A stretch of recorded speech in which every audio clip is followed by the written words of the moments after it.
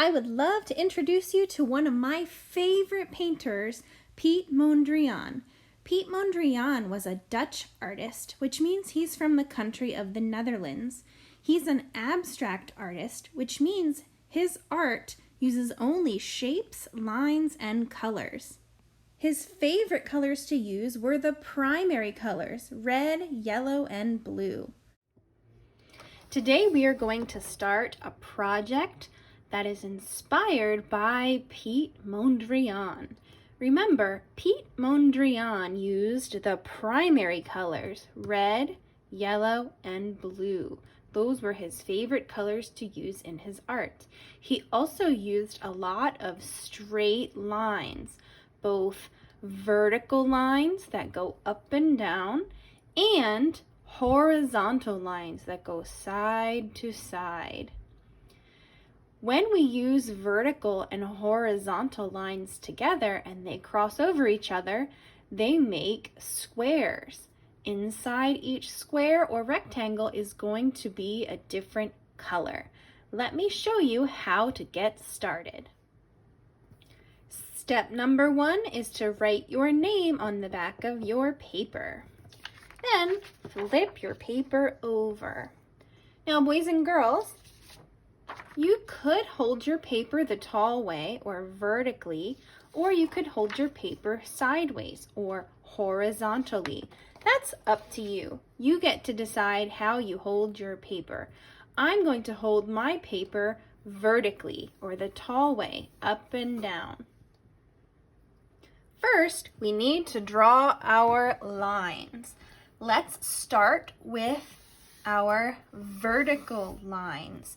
We need to draw 2 vertical lines. Start at the top of your paper and draw straight down all the way to the other side of the paper, top to bottom. You could even start bottom to top. Right beside it, leave some space in between, we're going to draw another straight line from the top to the bottom or the bottom to the top. Next, we're going to find the middle of our paper, right about here, and we're going to move our finger over and draw another line, straight line, a horizontal line. Remember, these lines are vertical. These lines are horizontal. Now we need to draw another horizontal line up here and another horizontal line down here.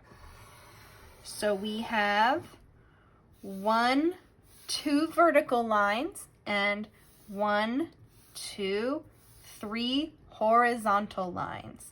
And because these lines overlap or cross over each other, they make squares and rectangles. Inside those squares and rectangles is where we're going to add our primary colors. The next thing we're going to do is color. I have my primary color crayons here all ready to go, red, blue, and yellow. And we're going to color each space with a primary color. Now, boys and girls, Piet Mondrian used a lot of white squares too, but not too many white squares. Most of his squares were colored with the primary colors. So we want to try to do that with our artwork too. Now let's review good coloring and sloppy coloring. Remember, sloppy coloring is scribbling, not taking your time, coloring so that it's kind of sloppy and messy and lots of peekaboos and skinny wimpy lines. Remember, we want thick and thirsty lines. We don't want skinny wimpy lines, and we don't want peekaboos in our coloring. So I want you to watch me color, and if you think I'm coloring neatly, I'd like you to put your thumb up. Just give me a silent thumbs up. If you think I'm scribbling, give me a silent thumbs down.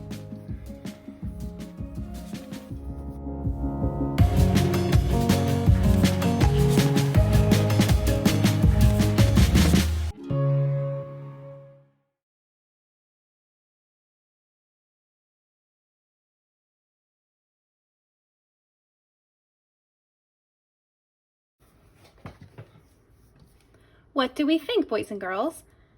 Thumbs up or thumbs down? I think that deserves a thumbs up. Let's try this square.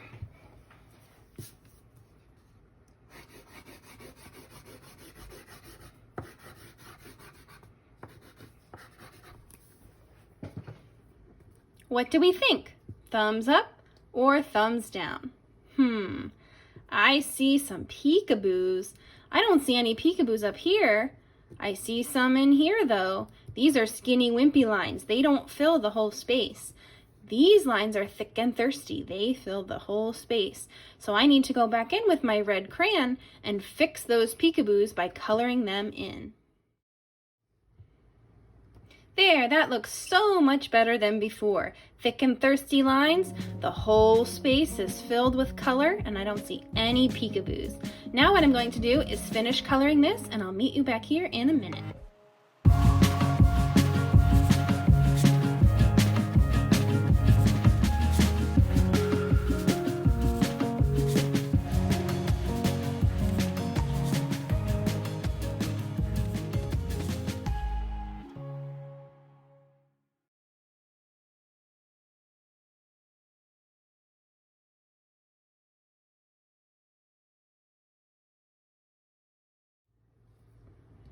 Okay, my Mondrian masterpiece is all finished.